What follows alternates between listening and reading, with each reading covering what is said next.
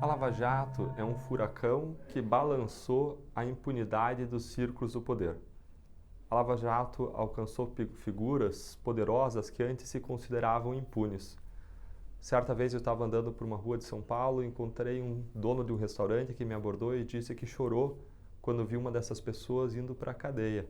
Um grande empresário, uma pessoa que ele imaginou que jamais poderia ser punida no Brasil. Agora, a principal característica da Lava Jato não é tanto quem ela pune, mas é sim o diagnóstico que ela faz. A Lava Jato revelou uma corrupção sistêmica, endêmica, não só na Petrobras. Muitas pessoas ainda identificam a Lava Jato com a Petrobras, mas a Lava Jato foi muito além da Petrobras. O esquema básico que foi revelado é o fato de que políticos e partidos desonestos escolhem para chefiar órgãos públicos federais, estaduais e municipais pessoas incumbidas de arrecadar propinas. Uma vez nos órgãos públicos, essas pessoas vão fraudar licitações em favor de empresas que concordam em pagar propinas em troca de lucros extraordinários. Além disso, se vendem outras coisas, empréstimos baratos, apoio parlamentar para passar leis em favor de empresas ou em favor do próprio governo, proteção contra investigações parlamentares e assim por diante. Nós identificamos um grande capitalismo de compadrio, algo que vários cientistas sociais, políticos já haviam apontado não só para o Brasil, mas para a América Latina e que é hoje a nossa âncora do atraso.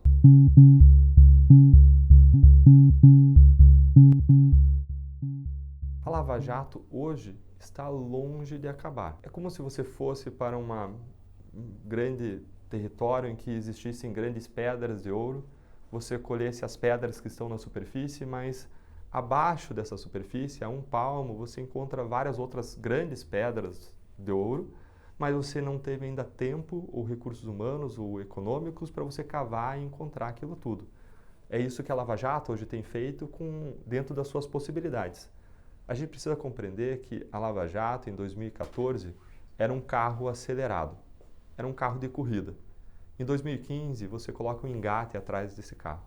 Em 2016, você coloca outro engate, em 2017, outro engate, e hoje a Lava Jato está carregando um grande passivo. Para tornar isso um pouco mais concreto, nós oferecemos várias ações de improbidade contra grandes empresas no começo de 2015. Várias dessas ações estão vindo hoje para a gente se manifestar. Cada uma delas tem defesas de vários réus, às vezes dezenas de réus, cada defesa com mais de 60 páginas, e você muitas vezes tem que deslocar uma equipe para analisar uma dessas ações por mais de semana e é um passivo que está lá para trás, que vem de trás, é uma coisa que a gente carrega nas nossas costas. Isso acaba impedindo a gente de ter energia, ter recursos humanos e materiais para avançar em direção a novas frentes. Mas ainda assim a gente tem feito isso. É importante a gente observar que um dos grandes papéis hoje da Lava Jato é lançar sementes de novas investigações. A colaboração do Odebrecht, por exemplo, que implicou 415 políticos de 26 diferentes partidos, lançou sementes em praticamente todos os estados da federação. Essas sementes são pedaços de informação e provas. E se elas caírem em bom solo, um lugar em que exista um Ministério Público, uma Polícia Federal, uma Justiça eficiente, essas sementes podem se desenvolver em árvores e gerar novos frutos em termos de recuperação de dinheiro desviado da sociedade, em termos de punição de responsáveis e de diagnóstico da corrupção endêmica que assola o nosso país. Na Lava Jato, a gente não pode reclamar de uma coisa: monotonia. Ataques à Lava Jato foram um lugar comum desde que ela começou a atingir pessoas poderosas. Nós tivemos diferentes tipos de ataques. Ataques contra a instituição. Tentativas de colocar as instituições de joelhos. Assim, por exemplo, veio a lei de abuso de autoridade. Nós todos somos a favor de uma lei de abuso de autoridade boa para punir quem pratica abusos, mas as leis propostas, elas tinham pegadinhas. Tinham artigos, regras que amarravam investigações legítimas contra poderosos. Em segundo lugar, houve ataques a instrumentos de investigação. Assim vieram projetos de lei que objetivavam cercear a colaboração premiada, as delações, um instrumento legítimo que permitiu o avanço da Lava Jato, que foi o coração pulsante da Lava Jato. Em terceiro lugar, existem ataques contra o próprio resultado da investigação. Esses são os ataques mais descarados. Nesse sentido, nós tivemos uma tentativa de aprovar uma anistia a suposto Caixa 2, mas que na verdade era uma anistia à corrupção. Em quarto lugar, nós temos ataques à credibilidade dos atores da investigação. Quando inventam fake news sobre mim, sobre o juiz Sérgio Moro, sobre outros atores, o objetivo não é tirar nossa credibilidade pessoal, é fazer isso, sim, mas com um meio para atacar a credibilidade da própria operação. Porque se sabe que a Lava Jato avança enquanto ela tiver o apoio da sociedade. E uma condição para derrubá-la é retirar o apoio da sociedade.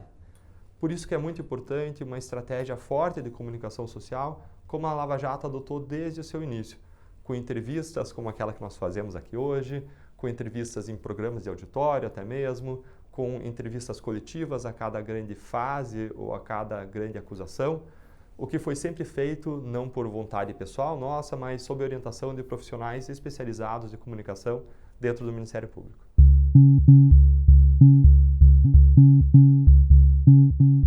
Críticas vindas da sociedade são sempre bem-vindas porque nos permitem aprender com a nossa atuação pretérita e aperfeiçoar a nossa atuação. Agora, nós precisamos perceber que algumas críticas, elas são feitas com o objetivo de minar a credibilidade da operação. Isso não é novidade, isso já aconteceu na Itália, na época da Operação Mãos Limpas, muito similar à Lava Jato no Brasil. Houve uma série de ataques dizendo que a Mãos Limpas cometia abusos de autoridade. Esses abusos de autoridade jamais foram comprovados, mas isso foi suficiente para tirar o apoio que a sociedade dava à operação e quando isso aconteceu, o sistema político passou com um rolo compressor sobre a operação. Aqui não é diferente. Algumas mentiras são repetidas 1000 vezes, a estratégia Goebbels, até que passem a parecer verdade. E essas duas críticas se enquadram nessa categoria. A crítica de que existem muitas prisões preventivas ou alongadas, ela é um mito. Quando nós fizemos 3 fotografias ao longo do tempo do número de presos, o número de presos em relação ao total de acusados, formalmente, era de cerca de 10%. E quando nós olhávamos o total de pessoas acusadas, só 3% estavam presas sem uma prévia condenação criminal. Não estou falando de 90% das pessoas presas, 80%, 50%. Estou falando de 10% das pessoas presas e apenas 3% presas sem uma condenação. Outras pessoas tentam ligar as prisões com as delações, tentando criar uma teoria de que as prisões seriam feitas para extrair confissões forçadas, as delações. Esse é outro mito, desmentido por números. Os números mostram que mais de 80% das colaborações foram feitas por pessoas soltas que jamais foram presas. Mas não só as colaborações não vêm de prisões, mas também prisões preventivas, em regra, não conduzem a colaborações. Nós temos no Brasil mais de 240 mil prisões preventivas e nós temos um número absolutamente insignificante de colaborações. Agora, para fechar essa ideia, esse argumento, nós precisamos observar que se as prisões fossem usadas para extrair confissões, seria muito natural que logo depois de uma prisão, o Ministério Público buscasse o réu, fazendo uma proposta tentadora. Mas isso jamais aconteceu. Embora nos fosse permitido buscar um réu para que ele fizesse uma colaboração, nós nunca fizemos isso justamente como um ato de cautela. Em todos os casos, 100%, a iniciativa da colaboração sempre foi do réu, acompanhado pelo seu defensor.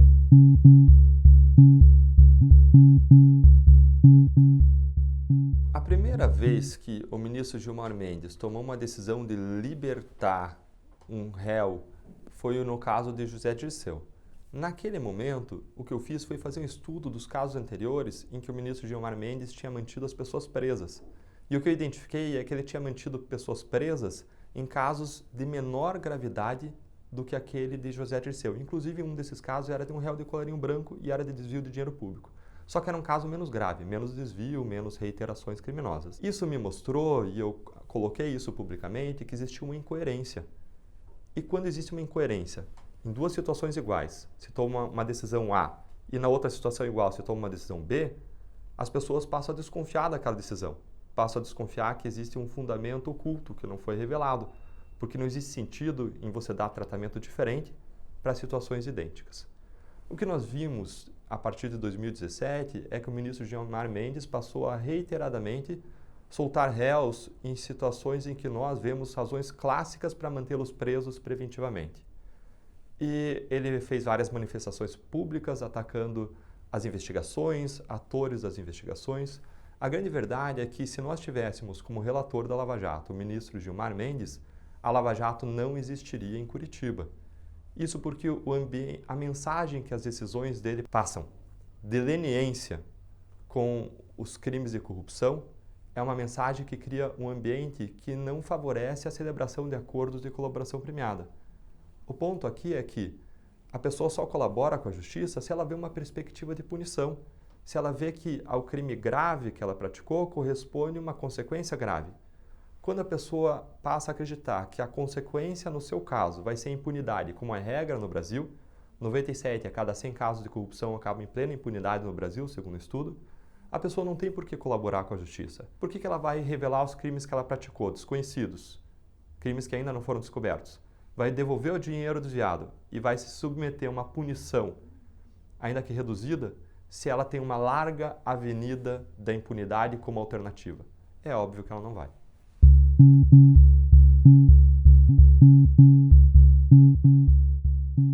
A apresentação da denúncia do Lula no caso Triplex foi feita numa entrevista coletiva, como nós havíamos feito diversas outras antes, e com o uso de recursos gráficos, como nós tínhamos feito em vários episódios antes. Quando nós olhamos para trás, tudo o que a gente fez ao longo do caso, a gente sempre poderia ter feito de um modo melhor ou pior. Agora, jamais nós adotamos qualquer postura que nos passou pela cabeça que chegasse perto de qualquer ideia de legalidade. Nós sempre atuamos de modo legal, legítimo. Agora, é claro que o modo como você comunica sempre pode ser feito de modo melhor ou pior. Olhando para trás, nós mudaríamos sim um pouco o modo como foi apresentado, não o que foi feito, mas o modo como foi apresentado, para evitar brechas, evitar interpretações equivocadas sobre aquilo que nós estávamos fazendo. Agora, aquelas acusações, elas foram apresentadas de modo consistente, não só na coletiva, mas na acusação criminal, nos documentos. Aquilo teve amparo em uma série de evidências, aquilo passou por uma regular instrução do processo, foi julgado por um juiz, foi revisado por 3 embargadores e a condenação foi decretada, ela foi mantida num tribunal, o que aponta para o fato de que a nossa atuação foi plenamente legítima. E ainda teria sido legítima mesmo que ele tivesse sido absolvido, porque o Ministério Público age com base em provas e de acordo com um grau probatório no momento da acusação criminal, e a exigência do grau probatório para o momento da sentença ou da condenação é maior. Agora veja que nesse caso se confirmou não só que estava presente a exigência probatória para o momento da acusação, mas a exigência probatória maior também, que é dada no momento da sentença.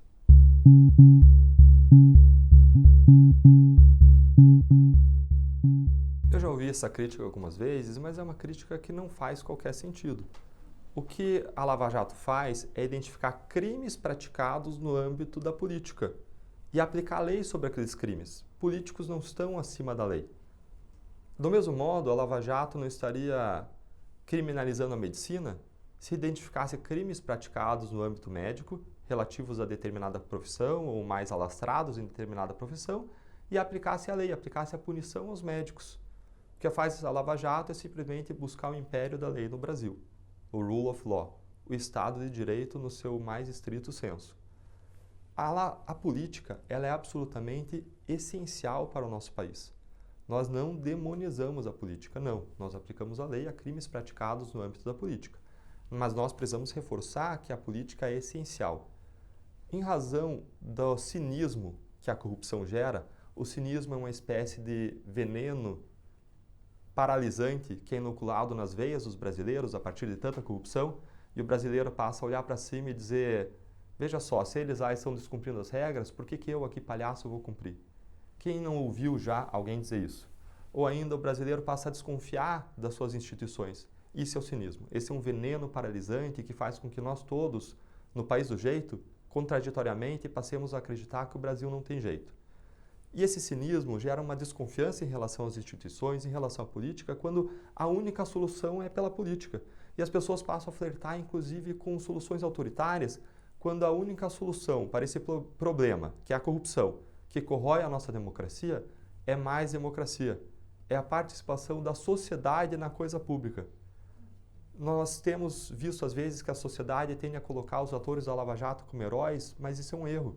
É o erro que aconteceu na Itália. É colocar as expectativas de transformação de modo demasiado sobre o sistema de justiça.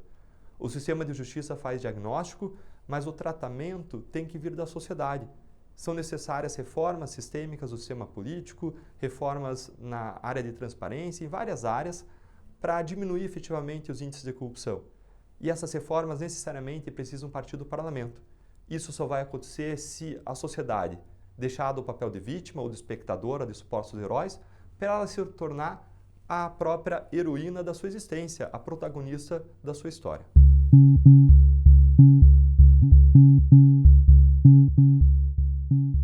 O Ministério Público e o Judiciário são um pouco diferentes em alguns pontos. Por exemplo, o Judiciário ele é um órgão inerte, ele aguarda manifestações das partes e ele decide de modo imparcial. O Ministério Público é diferente disso. O Ministério Público ele é impessoal, mas ele é parcial. Ele defende sim um interesse, que é o interesse da sociedade, que é o interesse público. Ele está de um lado da disputa. Quando nós vamos a uma audiência, depois da audiência, o advogado vai para um meio de comunicação e diante das câmeras fala que o cliente dele é inocente, que não tem prova nenhuma. Em razão da paridade de armas e por o Ministério Público ser parte, ele vai também, diante das câmeras, ele vai se manifestar e fazer o contraponto. Dizer as provas que foram produzidas, o que existe em relação àquele réu e assim por diante. A posição do Ministério Público não é uma posição passiva, é uma posição proativa. O Ministério Público foi criado constitucionalmente como um agente de transformação da realidade. Ele promove os direitos difusos, como o direito ao meio ambiente, ele promove direitos alastrados na nossa sociedade, como os direitos de idosos, de pessoas portadoras de necessidades especiais, direitos de consumidores. E na área criminal, o Ministério Público busca a justiça, busca a punição das pessoas como forma de inibir a prática de crimes e de recuperar o dinheiro que foi desviado da sociedade. Quando nós pensamos no Ministério Público, ainda como instituição, ele tem uma função essencial na nossa Constituição, que é a defesa da democracia. E a corrupção, ela corrói a nossa democracia, ela distorce a representatividade. Numa das acusações da Lava Jato, nós mostramos que um determinado partido, o Partido Progressista, recebeu mais dinheiro em propinas do que em verbas do fundo partidário. Isso desnivela o campo da disputa eleitoral. Quando nós brigamos para que exista menos corrupção, para que sejam feitas reformas necessárias para diminuir o índice de corrupção, nós queremos uma sociedade mais justa, mais igual, mais oportunidades, serviços públicos melhores e uma democracia que funcione melhor, uma democracia menos desequilibrada, uma democracia em que as pessoas no processo político sigam as regras do jogo. O Congresso Nacional, ele faz leis, mas ele não tem como adivinhar os problemas que existem nas diversas esferas da sociedade. Então, se existe um problema num determinado setor econômico, é natural que esse setor econômico leve esse problema ao Congresso, explique esse problema e proponha soluções. Do mesmo modo, quem melhor conhece os problemas do sistema de justiça, que geram uma impunidade generalizada ou sistêmica, como aquela que existe no Brasil, são os órgãos do sistema de justiça e, dentre eles, o Ministério Público. Então, é muito natural que o Ministério Público, além de fornecer o diagnóstico, faça propostas de mudança e exponha essas propostas para a sociedade para que, se a sociedade entendê-las boas, as abrace também e elas sejam levadas ao Congresso e seja defendida a sua aprovação.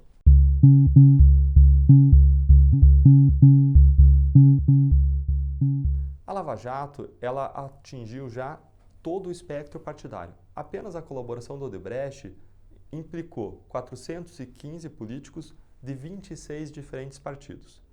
Por que a Lava Jato, no começo dela, lá no começo, quando ela atuou basicamente sobre a Petrobras, atingiu mais PT, PP e PMDB? Ora, porque esses eram os principais partidos da base aliada do governo. E quem escolhiam quem eram os diretores da Petrobras era o partido do governo, que estava no governo desde 2003 até 2014, quando começou a Lava Jato, e os partidos da base aliada. Então era natural que a indicação dos diretores da Petrobras, que eram como ministros de estados, gerenciavam orçamentos maiores do que a maior parte dos ministérios brasileiros, era natural que esses diretores da Petrobras tivessem a indicação política, estivessem trabalhando em favor desses partidos específicos.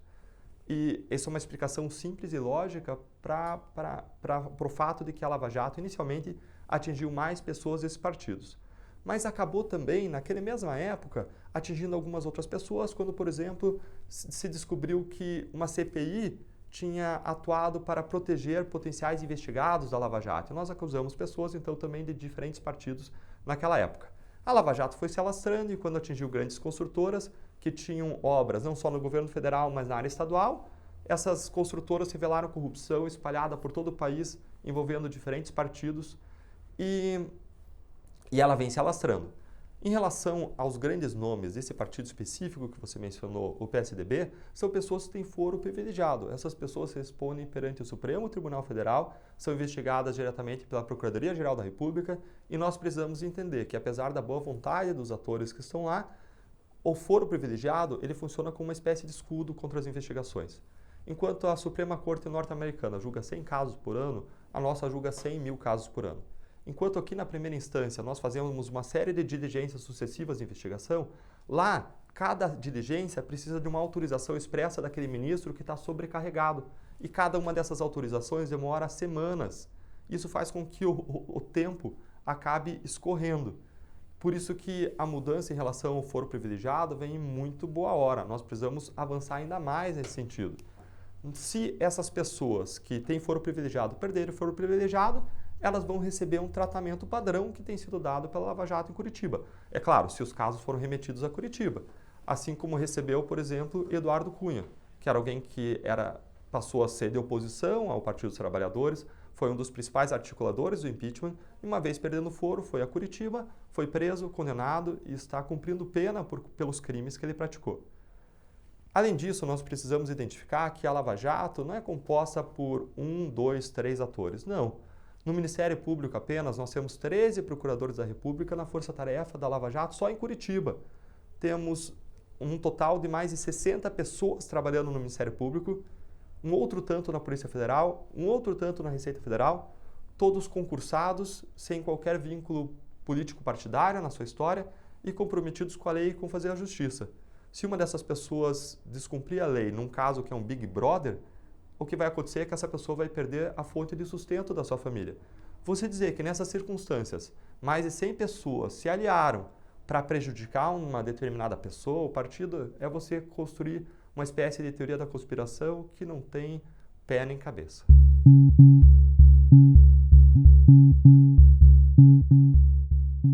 Nós precisamos entender que a Lava Jato em Curitiba ela é um ponto fora da curva da impunidade.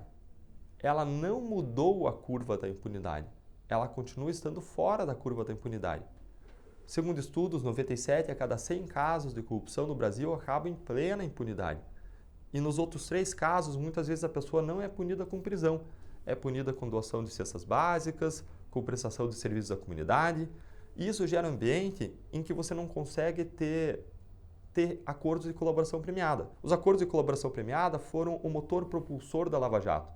Eles permitiram uma expansão exponencial, porque uma pessoa que era investigada pelo crime e colaborava com a justiça, ela não só revelava as informações sobre o crime que nós conhecíamos, mas ela revelava uma série de outros crimes que nós não conhecíamos, inclusive praticados por uma série de outras pessoas.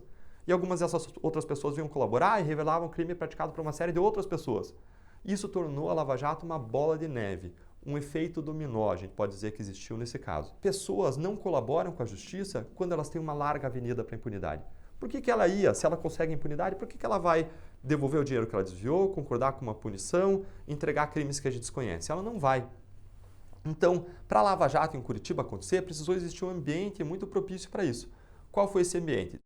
Juízes firmes, mas imparciais da primeira e última instância, prisões sendo mantidas, não porque prisões induzam delações, mas porque a prisão agiliza o processo. E ao agilizar o processo, a pessoa vê uma perspectiva concreta de punição depois de 2, 4, 6 anos. Quando a pessoa responde solta no Brasil, a perspectiva de punição é depois de 10, 15, 20 anos, se a pessoa estiver viva, se nada acontecer até lá, se o processo não for anulado, se o processo não prescrever e assim por diante. Além disso, nós tivemos lá em Curitiba instituições que trabalharam bem em conjunto, nós tivemos um amadurecimento institucional, houve uma série de lances de sorte, nós precisaremos aí de 20 minutos para conversar sobre isso. E o que eu quero dizer com isso é que Curitiba, infelizmente, é um ponto fora da curva, assim como é a Lava Jato do Rio de Janeiro. Nós não só torcemos, mas nós agimos para mudar essa curva da impunidade, para fazer com que os crimes de corrupção no Brasil sejam um crime de alto risco e baixo benefício. Nesse sentido, o Ministério Público avançou propostas que foram conhecidas como as 10 medidas contra a corrupção. Nesse sentido, também, mais recentemente, Transparência Internacional e Fundação Getúlio Vargas avançaram um novo pacote de medidas que também trabalham com o problema da impunidade, além de atacar a corrupção em várias outras frentes. Nós, como sociedade brasileira, precisamos, de uma vez por todas, encarar esse problema e avançar em busca de soluções tanto para a impunidade como, de um modo um pouco mais amplo, para o problema da corrupção.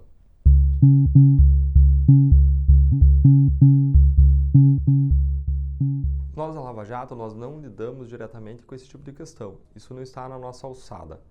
Essa questão é submetida ao Supremo Tribunal Federal e atinge toda a categoria de juízes, promotores por todo o país, fazendo parte de uma política remuneratória que é discutida no âmbito dos tribunais superiores ou do arranjo entre Congresso, Judiciário e Executivo.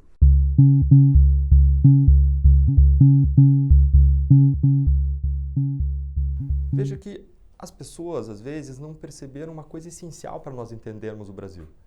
O fato não é que o brasileiro escolhe o corrupto. O fato é que existe um círculo vicioso. O dinheiro da corrupção vai para dois destinos. O primeiro deles é o bolso dos envolvidos. E o segundo é mais grave ainda. Mas como pode ser mais grave do que o bolso dos envolvidos? Pode sim. Isso mais grave é o destino do financiamento das campanhas eleitorais.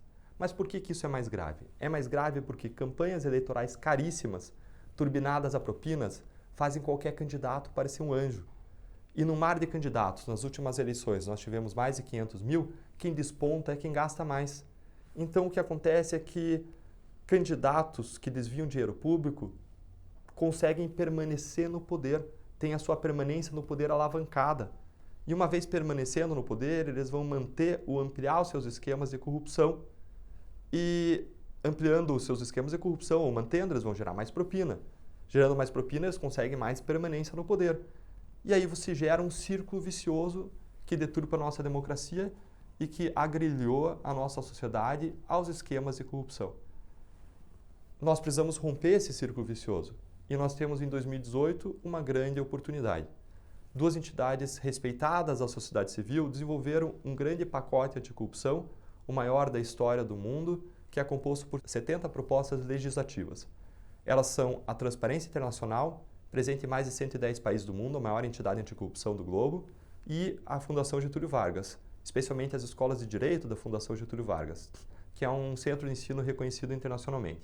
Essas entidades fizeram esse pacote que pode promover a integridade no setor público e privado e mudar a nossa história. Mas o que isso tem a ver com as eleições? Bom, isso tem tudo a ver com as eleições. Porque as 10 medidas contra a corrupção, um pacote anterior, foram destruídas pelo Congresso. Então, se nós queremos esse novo pacote aprovado, a nossa esperança é colocar no Congresso Nacional representantes comprometidos com a aprovação desse pacote. E para que isso aconteça, a Transparência Internacional, junto com uma coligação de entidades compostas pelo Ethos, pelo Observatório Social, pelo Movimento de Combate à Corrupção Eleitoral, pelo Contas Abertas e pelo Instituto Cidade Democrática, lançaram uma grande campanha. E essa campanha ela vai incentivar os cidadãos a votarem em candidatos de acordo com a sua preferência ideológica, mas que atendam 3 critérios básicos. Primeiro, passado limpo. Segundo, o compromisso com a democracia. E terceiro, apoio a esse grande pacote anticorrupção. Se nós conseguirmos fazer isso, se nós conseguirmos colocar no Congresso pessoas comprometidas com esses 3 critérios, que passem nesses 3 critérios, nós vamos dar um grande salto contra a corrupção. Em 2018, sem dúvida alguma, a principal arma do brasileiro contra a corrupção é o voto.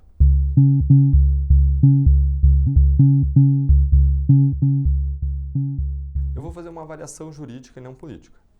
Nós identificamos crimes, identificamos quem praticou os crimes, angariamos provas, apresentamos perante o Poder Judiciário, houve condenação, essa condenação foi sujeita a uma revisão, houve a confirmação dessa condenação por 3 desembargadores, e dentro do nosso sistema de justiça, isso faz com que alguém se torne inelegível. Nós simplesmente estamos aplicando a lei, seja a lei criminal para punir alguém, colocar alguém na cadeia, seja a lei eleitoral para tornar alguém inelegível.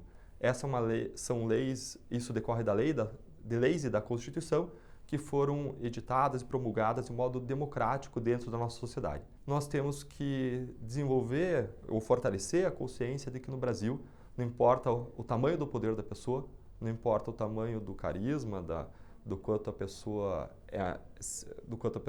tenha multidões que o seguem, todos nós devemos estar sujeitos à mesma lei. É importante nós ressaltarmos que a Lava Jato não julga pessoas. Em relação ao ex-presidente, a Lava Jato não julga se ele foi um bom ou ruim presidente, se ele é um bom ou mau pai de família e assim por diante. Não. O que a Lava Jato faz é avaliar, sim, se essa pessoa praticou ou não atos específicos, atos que são caracterizados na nossa lei como crimes de corrupção e, consequentemente, se ele praticou, ele deve sofrer a punição correspondente.